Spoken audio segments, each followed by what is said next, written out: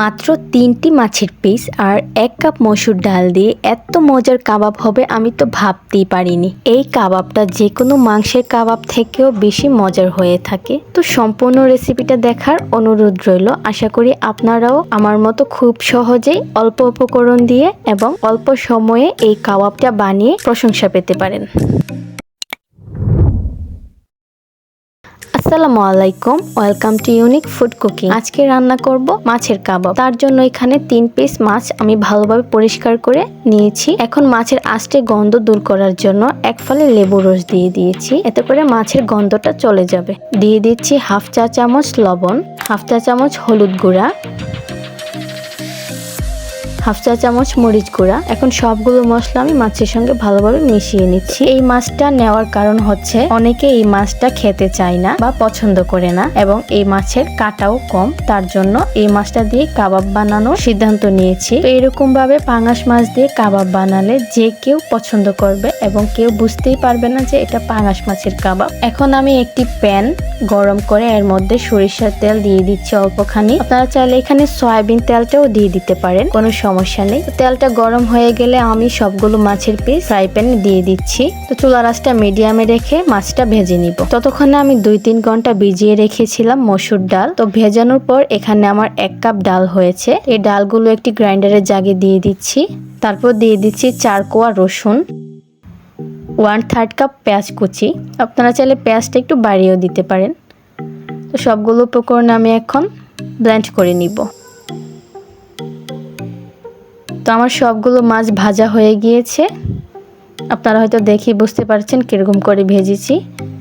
তো এখন মাছ থেকে সবগুলো কাটা আমি ছাড়িয়ে নিচ্ছি এবং মাছগুলো একদম মিহি করে কিমা করে নিচ্ছি।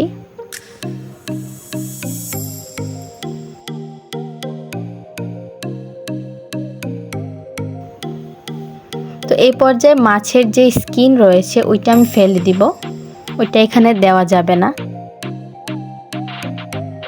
মাছটা আমার ভালোভাবে মাখানো শেষ। এখন একটি মিক্সিং বোলে মাছগুলো ট্রান্সফার করে নিচ্ছি।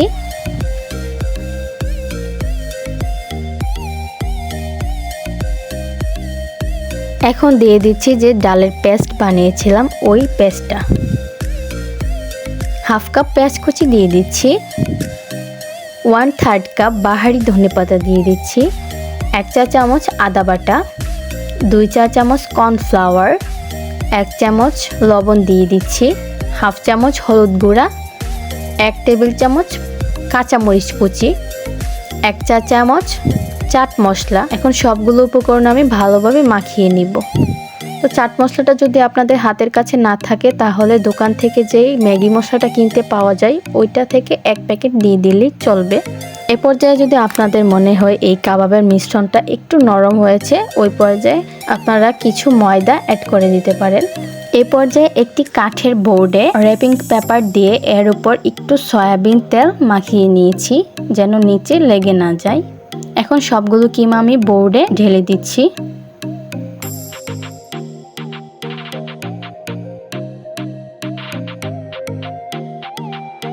তো এখানে একটি নাইফের সাহায্যে আমি আমার পছন্দ মতো শেপ দিয়ে দিচ্ছি। আপনারা এখানে আপনাদের পছন্দ মতো যে কোনো স্টাইলে শেপটা দিয়ে দিতে পারেন, এতে কোনো সমস্যা নেই। এ পর্যায়ে একটি বাটিতে 4 টেবিল চামচ ময়দা দিয়ে দিচ্ছি। তারপর ময়দার ভেতরে 1/4 কাপ করে 2 বার পানি অ্যাড করে একটি ব্যাটার বানিয়ে নিচ্ছি। তো ব্যাটারটা মেশানো শেষ হয়ে গিয়েছে। এ পর্যায়ে কাবাবের পিসগুলো এই ব্যাটারটাতে চুবিয়ে নিচ্ছি। তো এই পর্যায়ে সবগুলো কাবাবের পিস চুবানো হয়ে গেলে আমি ব্রেড ক্রামে সবগুলো পিস এভাবে কুটিং করে নিচ্ছি। তো আপনাদের হাতের কাছে ব্রেড ক্রাম না থাকলে টোস্ট বিস্কিট গুঁড়া করেও এই কাজটা করে নিতে পারেন। এভাবে সবগুলো কাবাব আমি কুটিং করে নিচ্ছি। এই পর্যায়ে একটি ফ্রাই প্যান গরম করে এর ভিতরে পরিমাণ মতো সয়াবিন তেল দিয়ে দিচ্ছি কাবাবগুলো ফ্রাই করার জন্য। তো তেলটা ভালোভাবে গরম হয়ে গেলে চুলার আঁচটা লো টু মিডিয়ামে রেখে সবগুলো কাবাব এভাবে একে একে দিয়ে ফ্রাই করে নিব।